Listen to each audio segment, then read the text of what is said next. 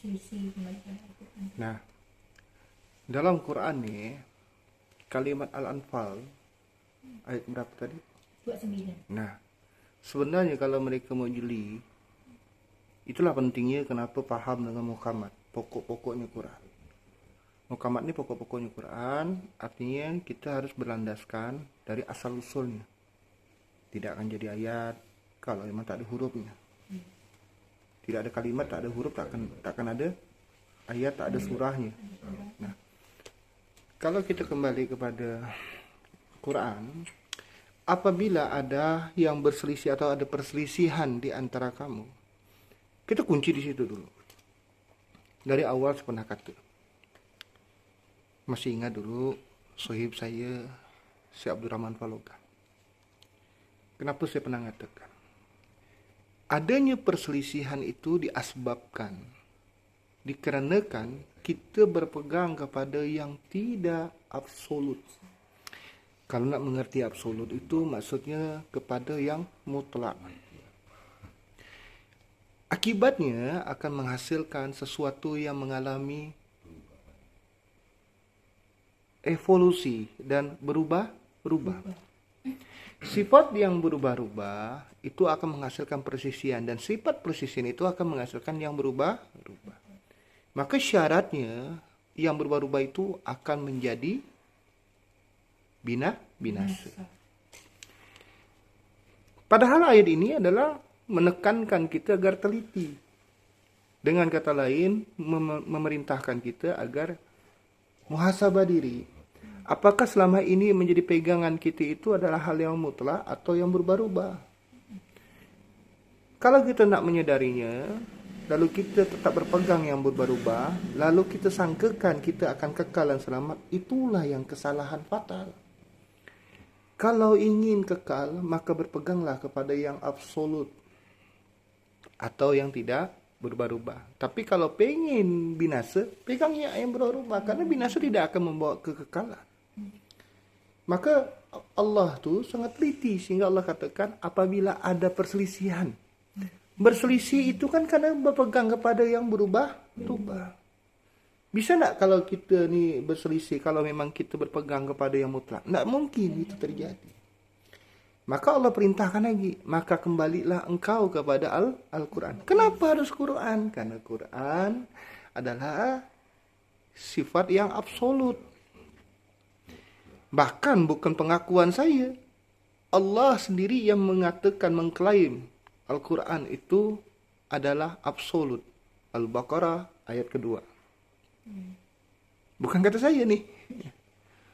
Nah, kalau udah kita paham ke situ, maka otomatis kita akan mengikuti sepenuhnya yang diajarkan atau sepenuhnya yang dibawa oleh Rasulullah sallallahu alaihi wasallam. Nah, sekarang kita introspeksi. Apakah selama ini kita mengikuti langsung Rasulullah atau orang lain jadi pedoman kita? Maka kenapa saya katakan tidak boleh kita berpegang kepada selain pada Quran dan Rasulullah sallallahu alaihi wasallam sebagai mazhab atau sebagai yang wajib kita ikuti. Ini harus jadi pedoman kita. Berbeda dengan ajaran Syiah. Ajaran Syiah tu bilang tidak boleh hanya sekedar berpegang pada Quran dan hadis. Tapi harus berpegang kepada ulama, berpegang pada kitab-kitab mereka. Ini kesalahan yang fatal. Karena perintah Allah tu, kita tak mungkin melanggarnya. Karena selain daripada Quran dan Rasulullah, semua hanyalah rujukan. Ingat, rujukan. Rujukan ini boleh dipakai, boleh tidak. Tetapi yang wajibnya adalah Quran dan Rasulullah. Maka dibilang, tidak mungkin kita bisa kembali kepada Rasulullah atau mengikuti Rasulullah langsung. Apakah kita bisa kembali kepada zamannya Syafi'i, Hambali, Maliki? Ini baru 4 mazhab impresi mereka, 4 imam. Atau imam Salafi, atau mazhabnya Salafi, atau mazhabnya para Syiah. Orang Syiah ni ada 20 imam. 12 imam. Yang umum ya, 12 imam mereka. Apalagi kalau ada pecahannya. Nah, kita harus berpegang kepada Rasulullah. Jadi jawaban saya kepada pertanyaan, kenapa tidak bermasyab? Mereka ini salah. Kita bermasyab itu pertama, perintah Allah. Apabila ada perselisihan di antara kamu. Artinya, apabila kita ini tahu bahwa kita ini tidak berpegang kepada yang absolut. Atau kepada yang mutlak. Maka kita akan berselisih. Maka kembali kepada akar permasalahannya. Yaitu mengikuti yang sebenar-benarnya. Kalau kita mengikuti yang sebenar-benarnya, pasti kita selamat. Kenapa? Dia absolut. Mengikuti Quran, mengikuti perintah Allah. Udah pasti. Kenapa? Karena sesuatu yang tidak berubah. Namun yang dibawa orang lain selain pada Rasulullah, dan dibawa oleh pandangan paham kitab-kitab orang atau karangan orang lain yang bukan daripada Quran, maka semuanya akan mengalami perubahan. Dan sesuatu yang berubah-ubah tidak akan pernah membawa engkau kekal. Karena syaratnya untuk binasa adalah mengalami perubahan. Tapi syaratnya untuk kekal, dia tidak mengalami perubahan. Nah, itu jawabannya. Jadi, berpegang kepada Quran adalah sifat yang wajib. Berpegang pada Quran, pasti kita akan mengikuti Rasulullah sallallahu alaihi wasallam. Kemudian berpegang kepada Quran dengan standarnya adalah pegangan awalnya Al-Furqan. Kenapa harus dengan Al-Furqan? Maka mustahil seseorang itu akan memahami Tuhannya, Rabbnya. Dia tak akan pernah paham. Dia hanya tahu istilah Tuhan saja. Tidak akan paham dengan Tuhannya. Kenapa? Karena dia tidak pernah menemukan perbedaan dan persamaan. Atau istilahnya benar-benar memahami segala sesuatunya dengan teliti. Teliti ini kan artinya menemukan perbedaannya. Nah, kalau dia menemukan perbedaannya, dia pasti teliti. Sedangkan Furqan ini mengajar kita teliti. Benar-benar teliti. Teliti karena dasarnya adalah Furqan. Sehingga kita tidak akan sekedar paham dengan istilah-istilah. Istilah-istilah ni bahasanya adalah Allah itu apa? Tuhan. Istilah kan? Istilah. Tuhan itu siapa? Allah. Allah yang menciptakan. Ini istilah-istilah. Allah yang menciptakan, Allah yang mengadakan. Istilah-istilah itu yang menjadi framing. Benar-benar. Cuman maksudnya bukan sekedar istilah. Tapi faham sebenar-benarnya. Yang mempunyai segala istilah.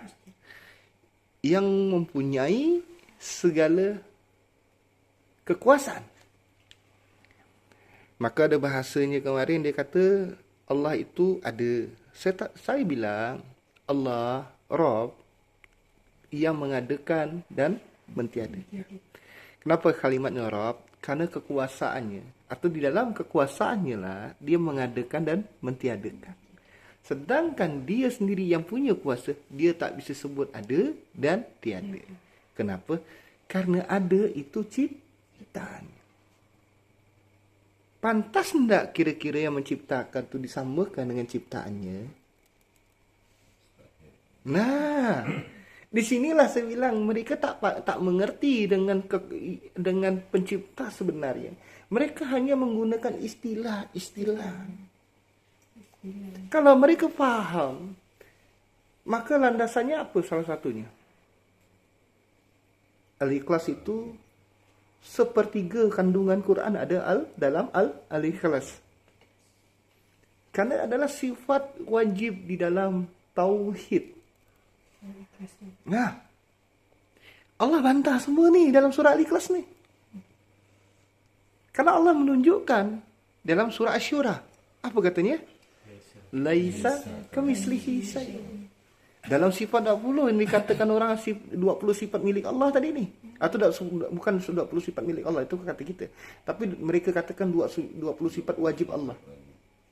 Sifat wajib kata dia. Saya tolak dulu. Karena Allah tidak tidak pantas bersifat. Karena Allah bukanlah makhluk. Apa? Lil hawadis. Lengkapnya apa?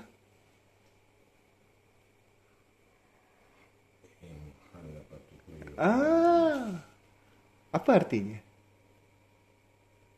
Dia tak serupa, tak mungkin sama dengan apa yang diciptakannya. Nah, supaya kita ini memahami apa itu absolut. Artinya, yang tidak akan mungkin berselisih. Dia continue, terus menerus, tidak akan berselisih. Maka kita harus paham. Ada dan tiada ciptaan Allah. Allah yang mengadakan, Allah juga yang mentiadakan. Tapi Allah yang mengadakan, mentiadakan, dia mustahil membutuhkan ada dan tiada. Karena itu adalah kekuasaannya. Kemudian pentingnya dengan Furqan. Dengan Furqan ini di mana kita memahami Furqan. Dari awal saya katakan, pahami yang namanya isyarat-isyarat Quran. Dalam bentuk mukjizatnya Quran yang kita sebut sebagai kalam Allah, yang dalam kata lainnya adalah muhkamat. Untuk memahami mutasabihat, agar kita mengerti yang namanya susunan demi susunan segala isyarat. Maka dari awal saya katakan, kita tidak akan mengerti maksud Allah. Kita hanya mengerti dalam baca Quran itu hanya menurut sang pentafsir. Bukan menurut Allah. Bacaannya kita betul. Bismillahirrahmanirrahim. Betul tak bacaannya? Betul. Tapi apa yang dalam benak kita? Dengan nama Allah. Dengan nama Allah yang maha pengasih lagi maha penyayang. Padahal kalau kita buka rujukan lagi berdasarkan daripada susunan hurufnya, kemudian daripada maksud di dalam penyebutannya, isyarat dan penyebutannya, maka tidak lagi katakan nama. Tidak ada kalimat ism di situ. Kali kalimatnya Bismillah. Dia menyatakan dialah satu-satunya yang mengadakan dari tiada. Cukup dia menjadikannya. Kalimat bis itu mengungkap dalam kalimat jadi. Maka dalam kalimat membuka dalam bis hingga ada hembusan, maka jadilah. Kalau dalam Quran disebut kun fayakun. Lalu dengan begitu otomatis terbentuk segala sesuatu kehidupan. Hanya dialah yang dalam kekuasaannya yang menjadikan segala sesuatu dari tiada menjadi ada dan menghidupkannya. Ingat, menghidupkannya itu urusan langsung Allah. Nah, lalu kalimatnya mil dia pula yang berhak membuat batasan. Di mana bahagian dalam, mana bahagian luar. Lalu dia sendiri yang berhak juga menanggalkan atau menghilangkan tiap-tiap batasan. Lah. Hanya kepadanya lah segala sesuatunya kembali. Dia bukan tempat, tapi dialah pemilik tempat. Banyak orang berpikir kalau Allah ini tempat, bukan. Allah bukan alam. Tapi Allah pemilik alamin. Alamin apa artinya? Universe artinya adalah semesta alam. Dialah yang berkuasa dan pemilik atas sekalian tempat. Hir yang berkuasa atas kehidupan, yang menetapkan atas perbuatan dalam kehidupan. Hidup dulu atau berbuat dulu? Hidup dulu. Maka kalimat ha, hembusan, lalu getar. Hir. Maka dalam kalimat ha, itu tidak langsung kepada ra dalam tulisannya. Harus menyatakan alif, lalu nyambunglah lam kepada ra. Maka dikenal adanya alif lam ra. Ini jujur. Hir. Udah hidup yang diberikan langsung dengan perbuatan dalam. Perbuatan yang Di dalam. dan perbuatan itu menyatakan kehidupan. Rah. Getar dulu baru Hembusan. hembusan. Rah. Maka perbuatan itu menyatakan kehidupan. Artinya perbuatan makhluk. Kalau awalnya adalah kekuasaan Allah langsung. Hir. Allah yang memberikan kehidupan, yang membuatkan perbuatan dalam kehidupan langsung. Tapi perbuatan makhluk berbuat untuk menyatakan hidup, atau perbuatan yang menyatakan Kehidupan.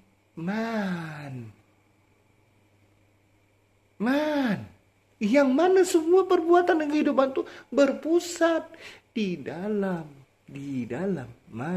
segala sesuatu yang membuat batasannya. Ada perbuatan yang mana daripada jasad, daripada nyawa itu sendiri, yang mana nyawa itu sendiri daripada kalbi, mana kalbi itu langsung daripada jiwa, mana jiwa itu langsung daripada cahaya langsung daripada roh itu sendiri. Nirrahim.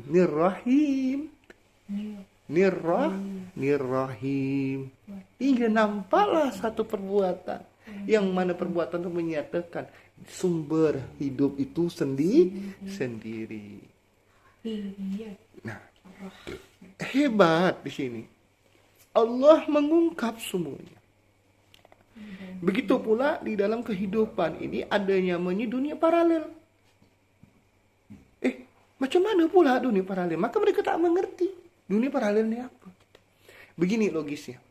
Saya berikan sedikit dalam kalimatnya adalah Al-Fatihah ayat kedua. Dia berbunyi begini. Alhamdulillahi Rabbil Alamin. Memang sering kita ucapkan, bahkan mereka semua pun sering mengucapkannya. Saya tanyakan lagi. Apa artinya? Secara umum. Secara secara awam. Tafsir. Apa maksudnya?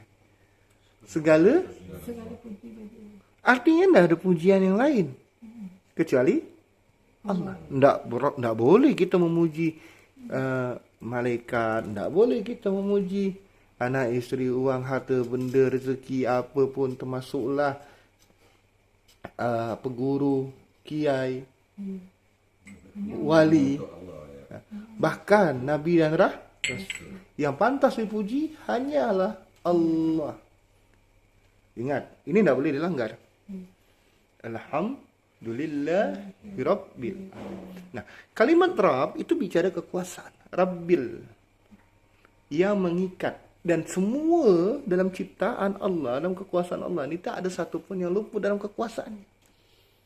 Maka kalimat Rabb, perbuatan, bil yang terikat. Semua perbuatan, segala sesuatu itu mengikat pada kekuasaan. Bil alamin. Alamin inilah yang mana artinya semesta alam. Nah, kita seperti di dunia ni sekarang. Kita kan di dunia ni kan? Nah, di dunia ini ada tak namanya alam rahim? Ada. Alam rahim itu bukan alam dunia ya. Tetapi keberadaannya ada di dunia. Betul tak? Kemudian alam barzak. Alam barzak tu bukan alam dunia. Artinya alam barzak tu alam orang mati. Tapi wajib ada di dunia. Betul kan? Ini nama universe. Yang terhubung. Karena orang untuk ke dunia, dia harus melewati alam rahim. Alam rahim. Udah nanti setelah misalnya dia tidak langsung dia tinggal, berarti tinggalnya di alam barzak. Begitu pula dalam diri kita. Ada namanya alam mimpi. Alam mimpi ni terhubung dengan alam nyata tak? Terhubung. Alam mimpi, alam nyata juga terhubung tak dengan alam fikir? Terhubung. Alam fikir terhubung tak dengan alam khayal? terhubung. Alam hayal dan alam fikir itu terhubung dengan alam rasa. Terhubung. Itu namanya universe. Maka Allah sangat sempurna dengan kalimatnya alamin. Semesta, Allah nak menyatakan satu alam, tapi semesta alam yang saling terikat, terhubung. Maka ini mengingatkan kita segala sesuatu yang diperbuat oleh kita. Mau itu adalah hibaan ke, pemberian ke, atau hasil keringat kita ke, ataupun hasil apa yang kita dapatkan, maupun ada orang bantu atau kita membantu, semuanya akan dimintai pertanggungan.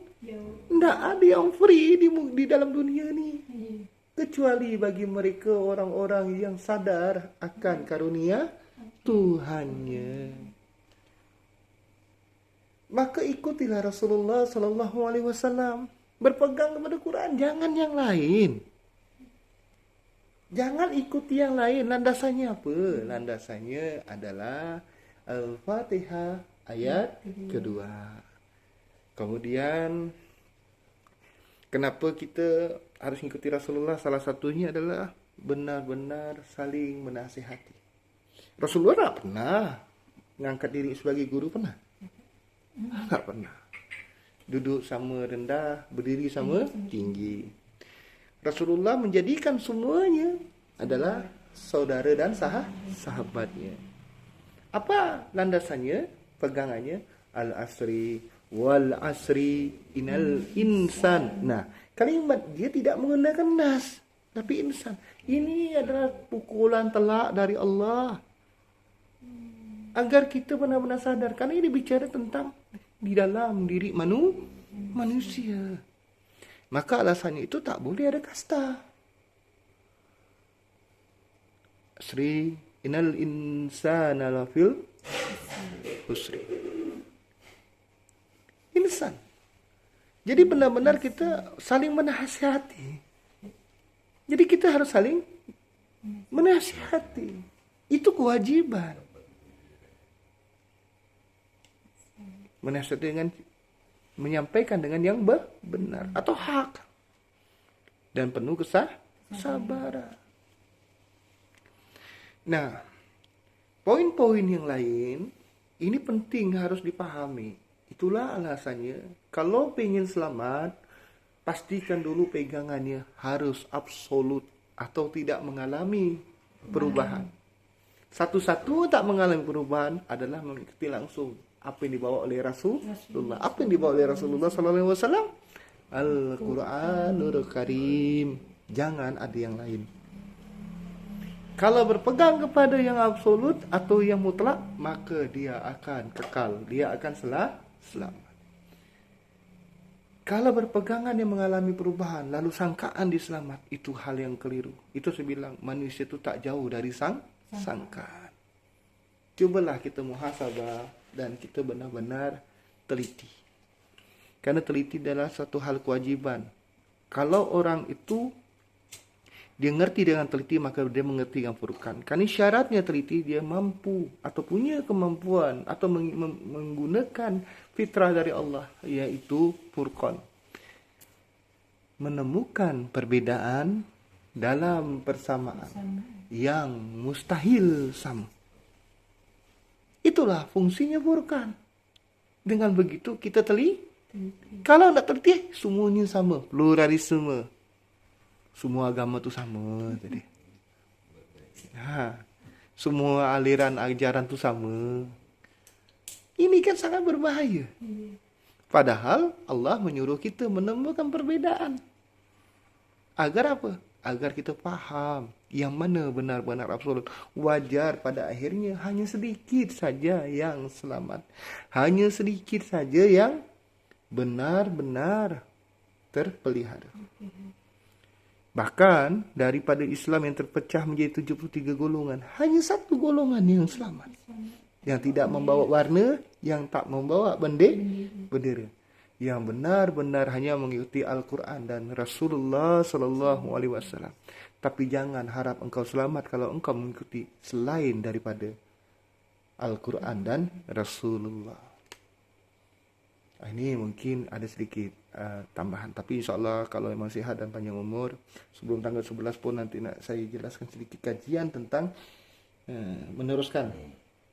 Ini belum tuntas nih sebenarnya nih, tentang rahasia di sebalik susunan, bentuk susunan dan penyebutan isyarat di dalam hijaiyah. Karena kalau kita dah mengerti, maka tersingkaplah seluruh semesta, dan kita akan mengerti kenapa, akan mengerti sangat mudah mengerti Quran tu sebagaimana kita mengerti bahasa mak kita.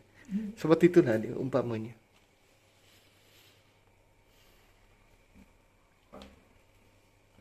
Kalau tidak begini ni kan kita susah ni, Nek. Banyak pendapat, banyak perbezaan. Jadi yang bikin bingung sebenarnya bukan orang. Kita, selama kita tak berpegang kepada Quran, kita sendiri dalam kebingungan. Tak ada istiqomah. Nah, tapi kalau kita berpegang pada Quran, kita sadar. Maka konsep awal yang dipegang Quran apa? Pahami dulu. Sadari dulu, kita ni sebenarnya udah berpegang yang mutlak atau belum. Mutlak ni kan artinya tidak berubah. Apakah ajarannya, apakah amalannya kita dah mengalami perubahan tak? Kalau pelajaran ataupun ajaran ataupun amalan ataupun perbuatan kita yang kita amalkan selama ini dah mengalami perubahan, apakah pantas untuk diikuti? Jawabannya tidak. Segala sesuatu yang berubah-ubah, maka hukumnya binasa. Bukan kata saya, ini hukum pasti. Maka Allah berani menjaminnya setelah alif lam mim. Zalikal kitabula raiba fihi hudal lil muttaqin. Itu janji. Maka tidak usahlah yang lain. Kalau yang lain itu mengalami perubahan, yang lain itu mengalami perselisihan, dan kembali kepada yang mutlak sajalah. Pastikan dulu kita selamat. InsyaAllah Allah akan memberikan jaminannya.